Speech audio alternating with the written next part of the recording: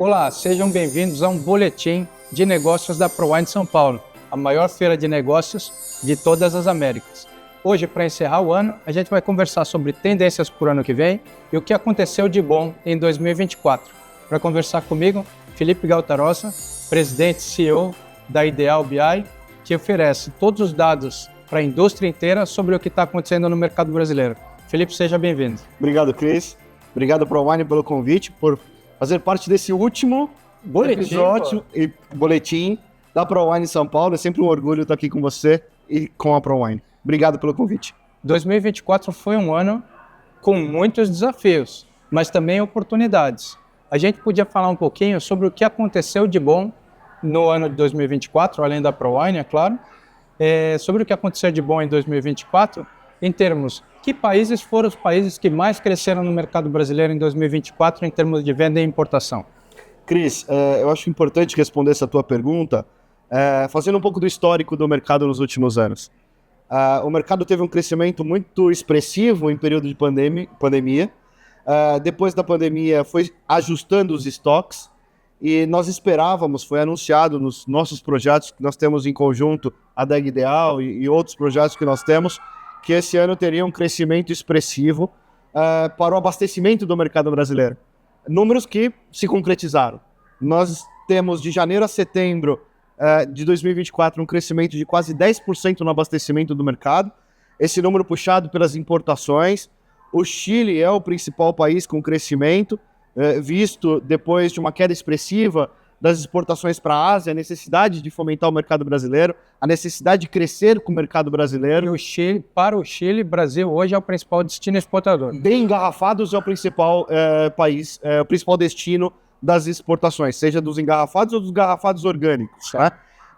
O Chile está crescendo esse ano 19% no Brasil, enquanto a Argentina está crescendo 4%, o Brasil caindo 3% e Portugal crescendo 10%. Acho que o grande destaque fica por conta de Chile com crescimento de 19%, Portugal com crescimento de 10%, com uma diferença bastante interessante nesses dois países.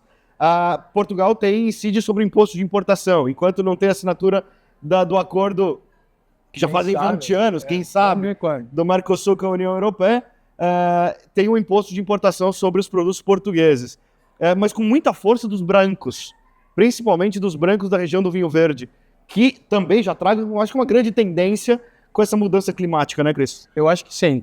A gente estava discutindo até no ADEG Ideal de setembro desse ano que o consumo dos vinhos brancos estava crescendo de forma geral por algumas razões. Uma delas, mais calor, então vinho branco. A outra, mudança dos hábitos alimentares por uma gastronomia mais leve, menos gordura, menos peso, então isso também ia para os brancos. E depois é uma dose de amadurecimento mesmo do consumidor, sem dúvida, de sair do domínio único dos tintos e se abrir para outras ocasiões de consumo, outros vinhos. Então, é verdade. E isso não está acontecendo só no Chile, só em Portugal, né? Outros países também estão crescendo em branco.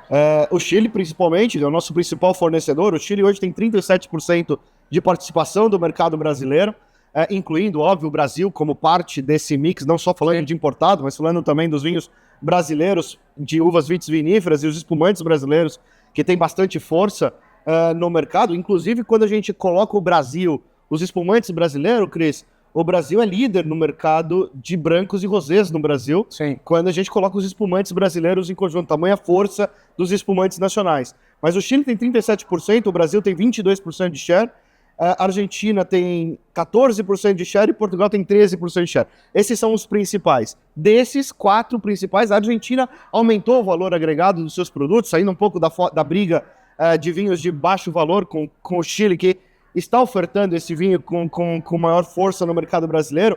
Então, por isso, acho que destaque para esses dois, Portugal e Chile, nos brancos e rosés, mais Portugal com brancos.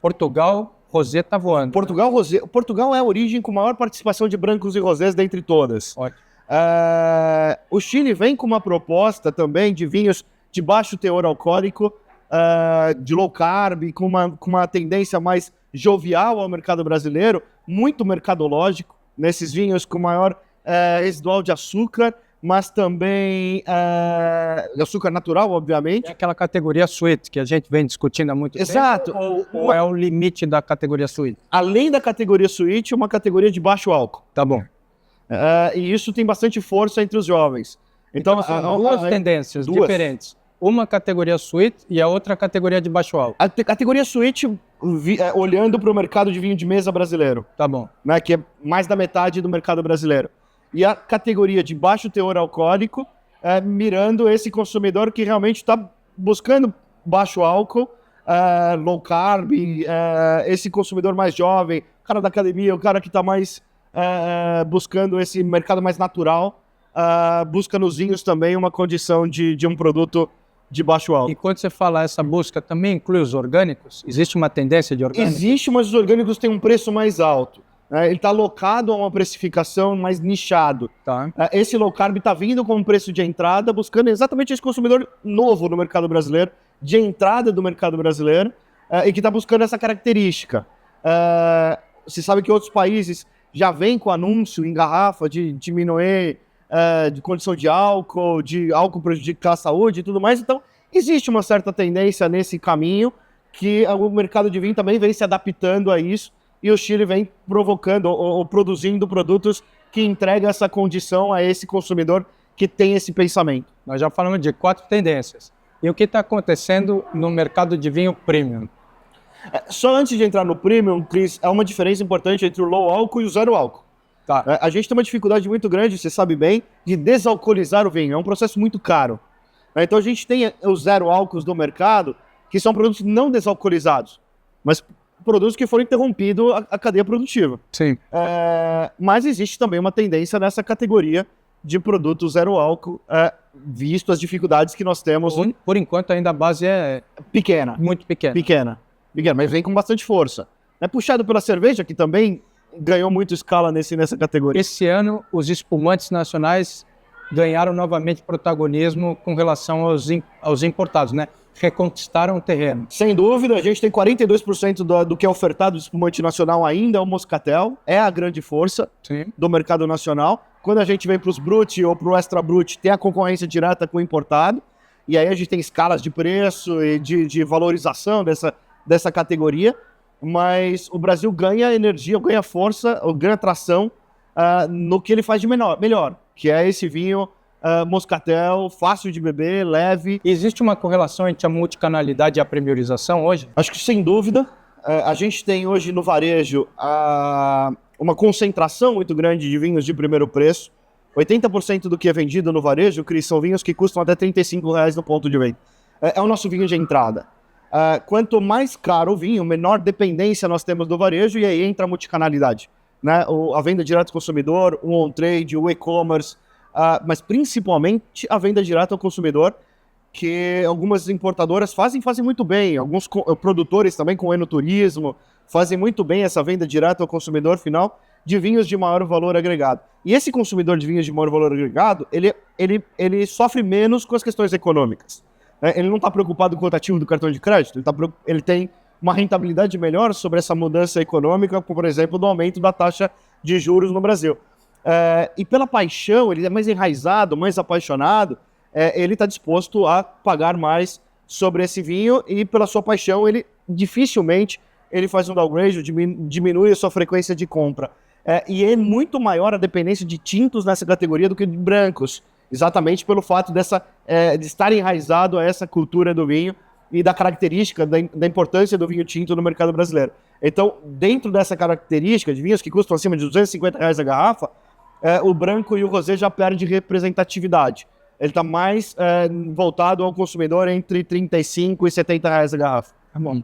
Bom, vou tentar fazer um sumário aqui, porque a nossa diretora disse que a gente tem um prazo para cumprir. Tô falando muito? Não, é que a gente fala muito. Se deixar, a gente vai embora. A gente falou dos países que mais se destacaram. Chile e Portugal. A gente falou de novas categorias que estão se colocando, um crescimento do vinho branco, sobretudo nos vinhos de valor agregado de entry level. Depois a gente falou da categoria sweet, falou de low álcool, falou de um pouco de no álcool também. A gente discutiu o conceito da premierização, que é um consumidor que é resiliente à situação econômica brasileira, e da multicanalidade como um caminho de crescimento para esse consumidor da premierização. Será que isso resume um pouco fatos positivos? Vou colocar mais uma cerejinha. Manda. A gente tem, nas uvas da região da América do Sul, um crescimento muito interessante do moscato chileno. Uau! Aparecendo ali entre as principais uvas brancas. Você acha que isso está relacionado ao sucesso do moscatel? Sem dúvida. Sem dúvida. E aí esse vinho com um residual de açúcar um pouco mais elevado. Tá. Fora isso... Mas é um passinho acima do moscatel brasileiro na questão de price. Sem dúvida. Legal. E aí quando a gente fala nas outras uvas da América do Sul de brancos, aí muito concentrado em Chardonnay e Sauvignon Blanc.